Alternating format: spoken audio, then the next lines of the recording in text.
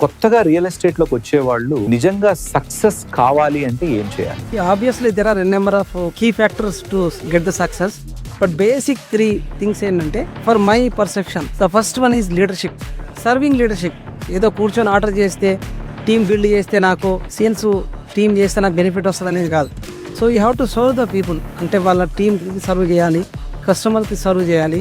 So you always be ready with all the time. ఏ రోజు నాకు అలసట వచ్చింది, నేను అలసిపోయాను, చెప్పలేకపోతున్నాను, ఎన్నిసార్లు చెప్పాలని ఆలోచన లేకుండా be a leader in all the time. అన్ని బాగున్నప్పుడు లీడర్షిప్ క్వాలిటీస్ బాగుంటాయి, కానీ సిచ్యువేషన్స్ బాగాలేనప్పుడే ఈ మైండ్ సెట్ లీడర్షిప్ లెక్క ఉందనుకోండి, obviously get the success. The second thing వచ్చేసి key factor for success is communication. So communication లో speech is secret of success. మీరు చెప్పే ఏదైతే ఇన్ఫర్మేషన్ ఉందో ఒక క్లారిటీగా, పర్పస్ ఆఫ్ డూయింగ్ దిస్ అంటే క్లియర్ ఇన్ఫర్మేషన్ ఒకటి ఇవ్వగలిగి, కొంచెం ఎదుటి వ్యక్తికి అర్థమయ్యే విధంగా మీరు చెప్పగలిగితే డెఫినెట్గా మార్కెటింగ్ రంగంలో సక్సెస్ అయ్యే అవకాశం ఉంది. At the same time consistency is the vital role play చేస్తుంది నా సక్సెస్. సో నాకు 100 కంపెనీలు తెలుసు, నేను 100 రకాల ప్రాపర్టీస్ అమ్ముతాను, పొలం అమ్ముతాను, ప్లాట్లు అమ్ముతాను, ఫ్లాట్లు అమ్ముతాను, విల్లాస్ అమ్ముతాను, ప్రపంచంలో ఉన్నాయని నేనే అమ్ముతా అంటే ఏది సక్సెస్ కాదు. నేనేం చెప్తానంటే, మీరు 100 రకాల పనులు చేసే కంటే కూడా ఒకే పనిని 100 రకాలుగా చేయగలిగి 100 కంపెనీలో మార్కెటింగ్ చేసే కంటే కూడా ఒకే కంపెనీలో 100 ప్లాట్లు అమ్మాలన్న గోల్ పెట్టుకొని ముందుకెళ్తే